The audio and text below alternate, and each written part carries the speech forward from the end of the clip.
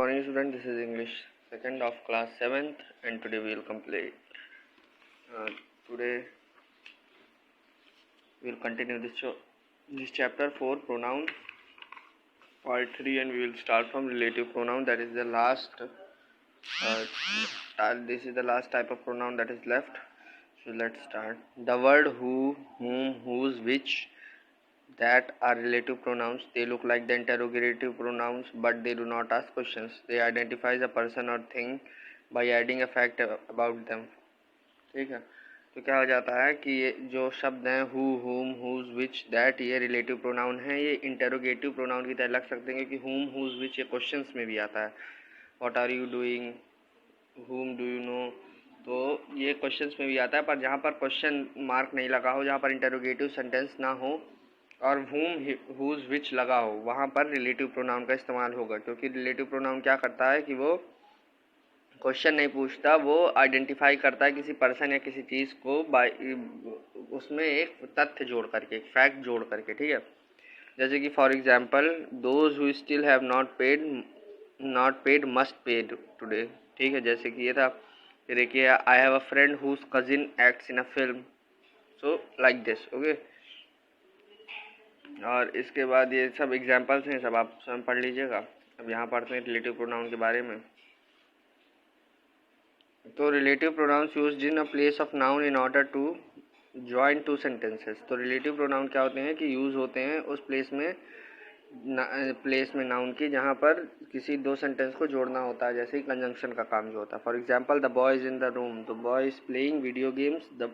तो अब ये है कि the boy is in the room, the boy is playing video games. तो the boy who is in the room is playing video games, और the boy who is playing video games is in the room. I saw a girl, the girl scooty was stolen. I saw a girl whose scooty was stolen. ठीक है. I phoned Rahul. Rahul's voice was sound strange because of bad cold. I phoned Rahul whose voice sounded strange because of bad colds. So this is what relative pronoun is. समझे? एक topic और बचा है, इसको भी पढ़ लेते हैं, फिर इसके बाद एक्सरसाइज करेंगे. Omitting the relative pronoun. अब ओमिटिंग का मतलब होता है किसी चीज़ को मिटा देना है, किसी चीज़ को भूल जाना, लिखना. ठीक है, तो we can left out who, whom, which and that when they are object of verb और प्रपोजिशन. ठीक है, पहला a patient is a person whom और हु और that is a doctor looks after. A patient is a person और doctor looks after. ठीक है, तो ओमिटिंग और रिलेटिव प्रोनाउन क्या होता है कि we can't left out who, whom, which and that what they are object of very when they are object of very verb और preposition. तो हम क्या करते हैं कि who, whom, which और that ये सब शब्दों को हम इस तरह छोड़ नहीं सकते क्योंकि जब ये ऑब्जेक्ट हो किसी वर्ब के या preposition के. ठीक है, जैसे कि एग्जांपल देखिए. पहला patient is a person whom और who और that a doctors look after. तो patient is a person, a doctors look after. ठीक है, तो we met some people whom we had known in Delhi. We met some people we had known in Delhi. तो कोई ऐसा जरूरी नहीं. जब हटाना, ओमिट करना और रिलेटिव प्रोनाउन को जब हटाना, ओमिटिंग मतलब होता है किसी चीज़ को हटाना, तो ओमिटिंग द रिलेटिव प्रोनाउन. तो जब रिलेटिव प्रोनाउन को हम ओमिट करेंगे, whom को, who को, तो क्या निकलता है? We met some people we had known in Delhi. The tool that you use for making holes is called a punch. तो the tool you use for making holes is called punch. The address that you have to return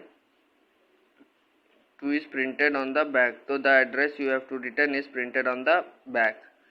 ठीक है, but when a preposition comes before the relative pronoun. लेकिन जब preposition आ जाता है relative pronoun के पहले, we can not use that and we can not leave out the relative pronoun. तो क्या होता है कि जब प्रपोजिशन आ जाता है तो फिर हम क्या करते हैं, हम दैट का इस्तेमाल नहीं कर सकते और हम रिलेटिव प्रोनाउन को निकाल नहीं सकते. वी मस्ट यूज हुम और विच आफ्टर द प्रपोजिशन. इसलिए हमको हुम और विच का प्रयोग करना चाहिए प्रपोजिशन के बाद. जैसे कि एग्जाम्पल के लिए, here is the address to which you have to write. तो ये एड्रेस है जिसमें आपको लिखना है.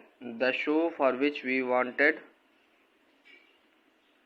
Seats were already booked up.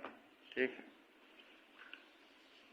So this chapter is completed. Tomorrow I'll on my next period, that is on Monday, I'll complete this exercise of lesson 4, and after that we'll start lesson 5 from next week, that is from Tuesday. So thank you.